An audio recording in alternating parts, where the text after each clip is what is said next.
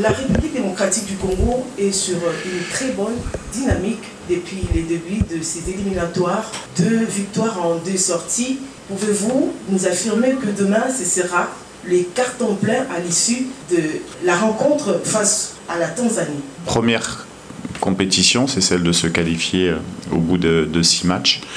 On est bien lancé dans cette campagne.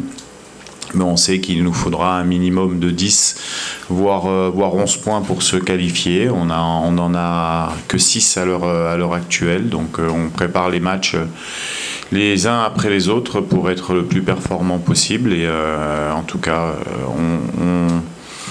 on a de la confiance, c'est vrai. On joue à domicile avec des résultats qui sont bons à domicile. Maintenant, chaque match a sa vérité. Il faut être très, très vigilant. On connaît notre adversaire. On sait que c'est une équipe qui reste sur 5 matchs où elle n'a pas perdu. Elle prend très peu de buts. Elle s'est imposée en Guinée. C'est un bel adversaire. Donc, il nous faudra être bon demain pour remporter le match.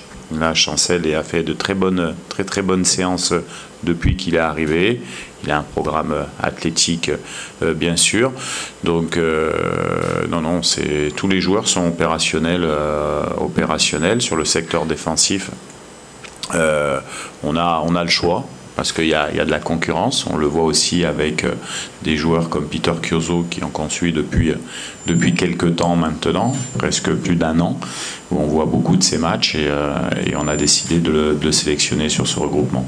Ce sont des joueurs qui sont capables d'apporter un plus. Il faut souligner aussi que ça soit défensivement ou offensivement, l'équipe reste sur les 4 derniers matchs avec 5 buts marqués et 1 but encaissé pour 3 victoires et 1 nul. Donc il faut aussi garder une forme de continuité. La réflexion, elle tourne autour de la forme à la fois du moment et bien sûr aussi de ce qu'on fait. Et je le répète, aujourd'hui, on reste sur 4 matchs avec un but pris. Donc voilà, on n'est pas les meilleurs du monde. On a beaucoup encore de parties de principes à améliorer pour être un peu plus stable dans notre jeu notamment de possession. Mais bon, il n'y a pas l'heure de remettre en cause et de dire qu'il y a un numéro 1, un numéro 2, un numéro 3. Et je le redis, je revois les séances d'entraînement, on fait les bilans avec l'entraîneur des gardiens, avec tout mon staff. Aujourd'hui, on peut dire que c'est un poste qu'on a réussi à bonifier et qu'aujourd'hui, que ce soit l'un ou que ce soit un autre, on ne sera pas sensiblement soit plus fort, soit moins fort. On est quand même homogène sur ce poste-là et on a quand même certaines certitudes. Ces matchs-là sont des moments de partage, bien sûr, parce qu'on a envie de partager les émotions et de donner des émotions au public. On espère qu'on va être soutenu en nombre, bien sûr, même si on sent bien sûr le soutien de la population et ils savent que le match de demain est très important pour la suite de la qualification. On en est conscient que demain on a une obligation de résultat de l'emporter à domicile pour faire un pas de plus vers la qualification à la CAN. Et bien sûr que nous, ce qu'on souhaite, c'est de partager avec le maximum de personnes. Et j'espère que demain, le stade sera rempli pour pousser les garçons. Alors, coach, au vu des éléments à votre possession, pensez-vous créer la sensation demain devant le Léopard de la République démocratique du Congo qui sont déjà sur une très bonne dynamique depuis le début de ces éliminatoires et qui voudraient bien conserver son leadership? This is another game. So I think la dernière fois que la Tanzanie a rencontré la RDC, c'était en Coupe d'Afrique des Nations.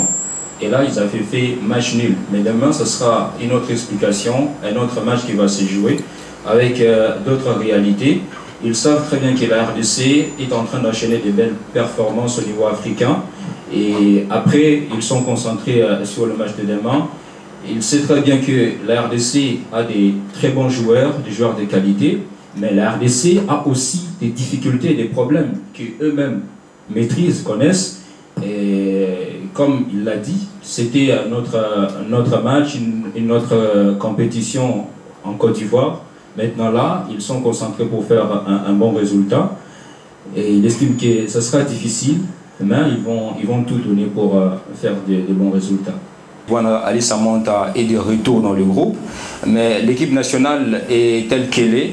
Il y a des fois, il y a des joueurs qui sont là, et d'autres fois, les joueurs ne sont pas présents. Mais demain, vous allez voir d'autres visages sur le terrain. L'essentiel, c'est que le groupe est mixé. Il y a des joueurs qui viennent de l'extérieur et ceux qui jouent au pays. Ils sont ensemble. Et demain, ils pensent qu'ils vont justement tout donner sur le terrain. Alors, il dit que Bwana Ali Samanta, c'est vrai, les deux derniers matchs qui sont passés, il n'était pas présent dans les groupes. Maintenant, il est de retour et il pense que voilà, l'équipe nationale est constituée comme ça. Si vous n'êtes pas en forme, vous ne venez pas, et si vous l'êtes, vous êtes là présent. Ça sera un match très épique, très difficile pour les deux formations, ça ne sera pas facile. Et pour tout le peuple tanzanien qui vit ici à Kinshasa ou au Congo, qu'ils viennent au stade les supporter pendant 90 minutes et on va voir ce que ça va donner à la fin. I say they come to support us for the 90 minutes and then we give them what